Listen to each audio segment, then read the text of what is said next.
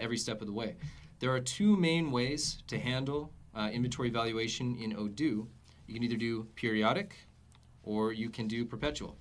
Let's start with the more common and straightforward and default method called periodic valuation.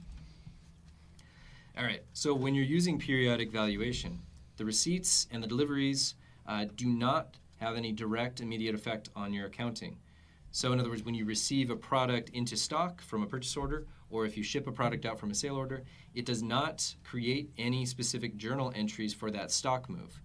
And it does not show up on the balance sheet either. So no journal entries, no balance sheet. As far as your accounting knows, it didn't happen yet. So that way, the way that inventory costs are recorded into your accounting when it comes to periodic valuation is that on a periodic basis, whether it's every month or every week or every quarter or even once a year, the accountant will typically post one journal entry that represents the physical value of the inventory. And there's different ways of going about this, and of course this is going to vary from company to company in terms of which accounts you're actually using to create that journal entry and which methods you use to come up with that. But we'll address that a bit. So this is typical. This is the normal way that inventory is typically valued and valuation is handled. It's standard, and that's how Odoo handles it right out of the box. So let's go ahead and demonstrate it. I'm going to go ahead and switch over to my products. All right, cool. Let's select this glass box right here, which we're going to use to demonstrate our periodic valuation.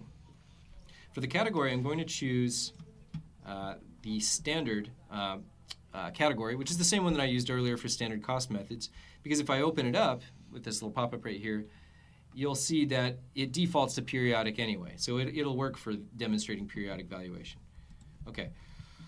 Now that we have set up the glass box right here as a periodic valuation product, let's see the impact that it has on accounting when we receive it into stock. So I'm going to go ahead and open up purchases,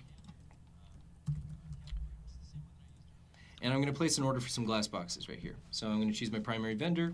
I'm going to choose the glass boxes. Right, so let's go ahead and choose a quantity of 5.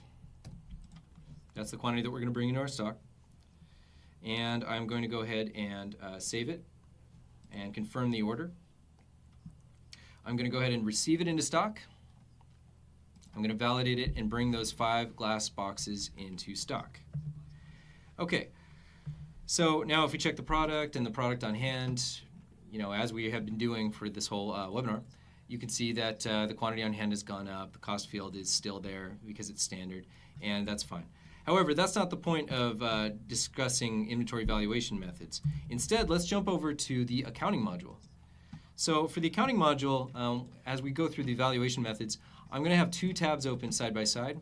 Accounting module over here, because you can do that in Odoo, and a lot of times if you are doing these kinds of operations, especially when you're logging your journal entries, it can be really useful to have multiple tabs open. Odoo allows you to do that. There's no problem with doing that. I'm going to go ahead and go into the accounting. I'm going to go ahead and take a look at our journal entries. We have one journal entry right here. That's for another item that I worked on yesterday, actually, so disregard that one. So there's no journal entry, though, for the glass box. This is for some other thing called wooden beam. This is when I was preparing for it. But there's no journal entries yet for the glass box, even though we received the thing in stock, did not create a journal entry. If I go over to the balance sheet, there's nothing on the balance sheet either. So in other words, bringing these products into stock from a purchase order as a receipt didn't have any effect on our books yet. Okay, so let's go back to that purchase order for the glass box that we were just working on. Now, so far, whenever we have made a PO, we have mostly focused on the shipment and bringing it into stock, and we have kind of ignored the vendor bills aspect of it. But let's focus on that a little bit. I'm going to go ahead and click vendor bills right here. I'm going to create a vendor bill, and Odoo automatically fills all this information out for you if you haven't already worked with these yet. Takes the vendor information, takes the product, the cost, all that, and we can go ahead and validate our vendor bill. Now, compared to the receipt, the vendor bill does actually generate a journal entry, which you can view here if you want to, or you can go over to accounting. And let's see if I do a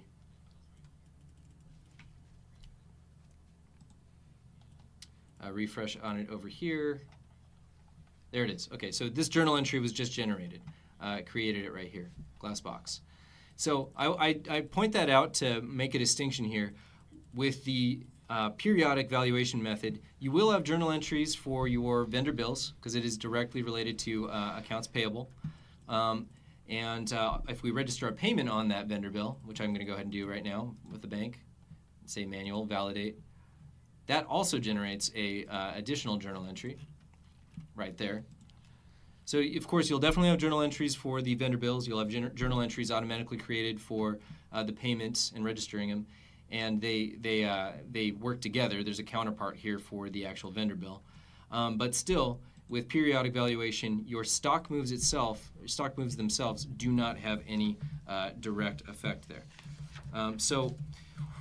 With that in mind, and the same pertains to sale orders too. If you deliver it, it's not going to have any direct effect on your accounting.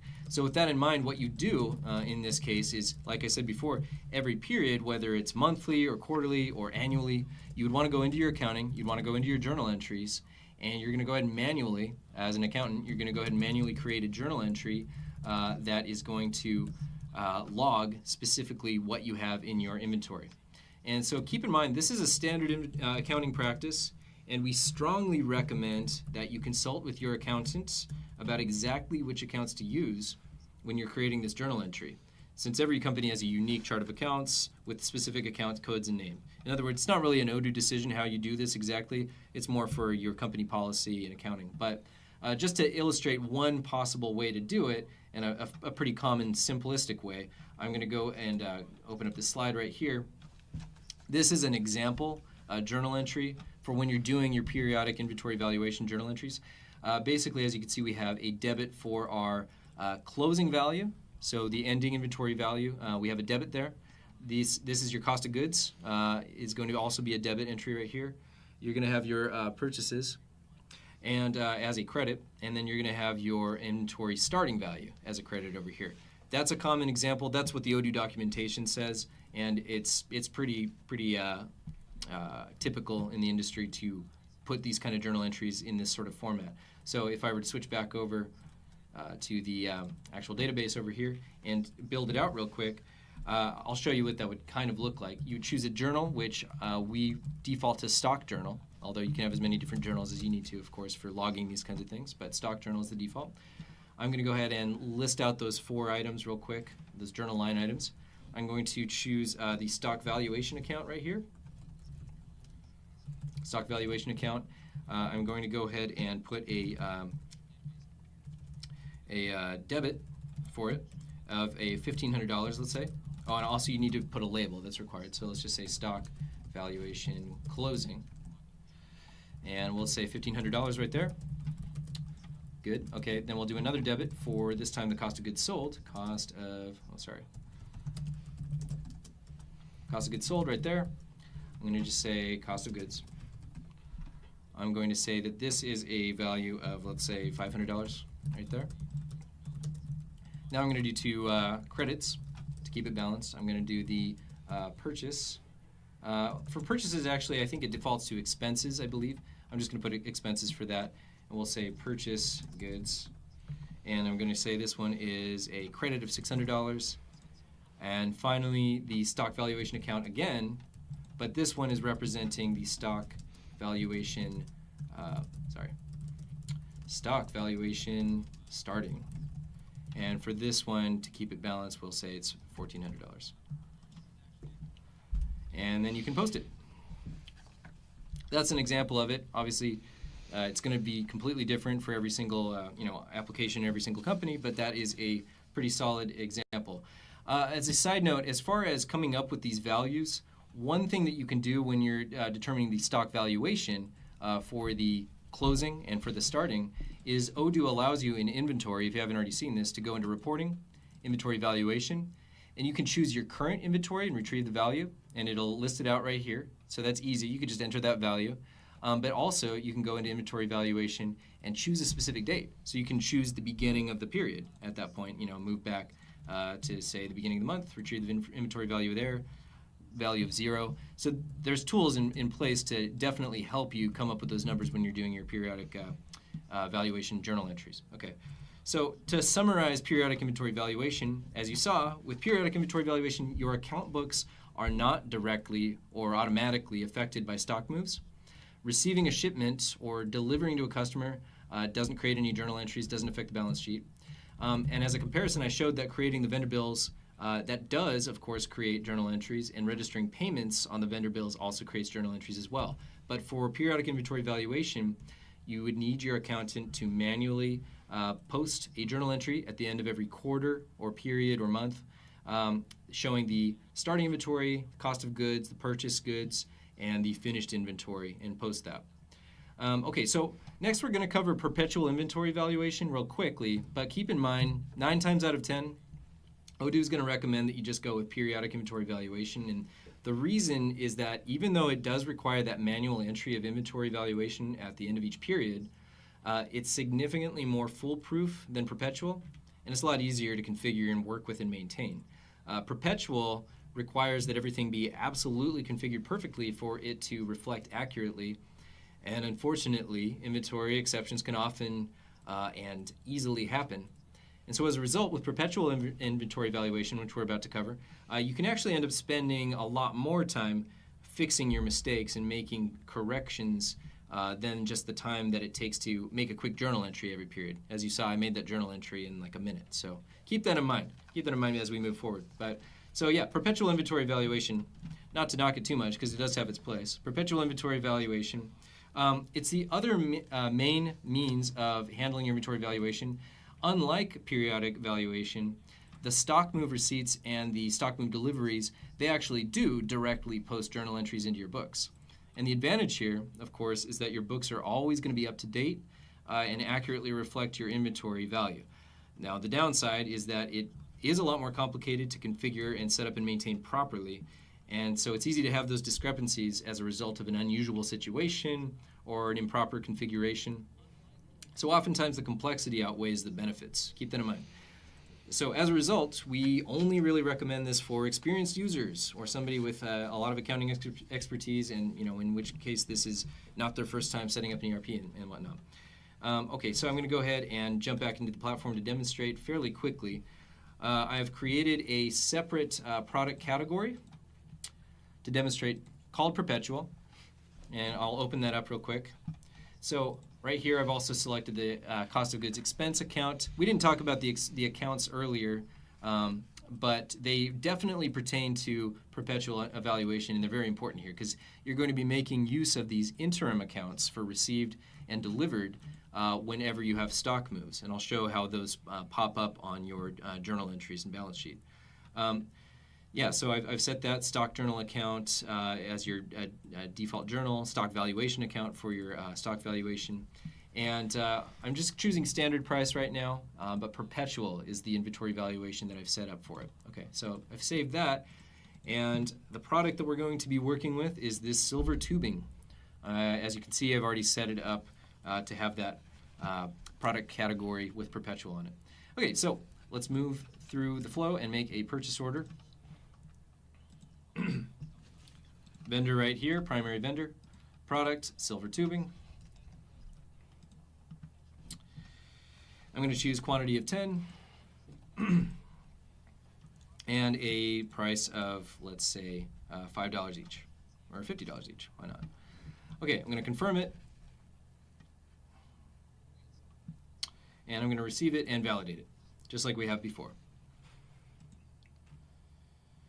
Okay, so if I switch over to accounting now and look at my journal entries, so unlike with periodic, where the receipt of goods wouldn't have created a journal entry, this time it actually did. It creates a journal entry specifically in this way with a debit and a credit, a debit for the stock valuation account, where it's essentially taking from, or where it's expecting to take to credit. I'm sorry, and then over here we have the interim account for receipts.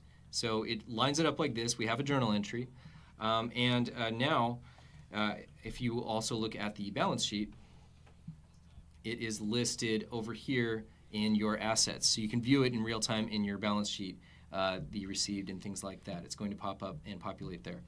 So the next step in the flow, if we go back to that purchase order, this purchase order right here, is vendor bills. I'm going to go ahead and create a vendor bill for it. Once again, it populates the vendor and the information here. I'm going to validate the bill. Now, after I have validated the bill and go back over to, say, my journal entries, by doing that, it actually creates, of course, another journal entry, but it's different now because it's perpetual valuation. It also includes that interim account when it's doing that, because it's going to be serving essentially as a counterpart for that stock move that we have there. So it is more complicated already, as you can see. There's more journal entries or more individual journal items involved in this process. And then, of course, you can also see in the balance sheet that it's changed the balance sheet as well. If I do a refresh there.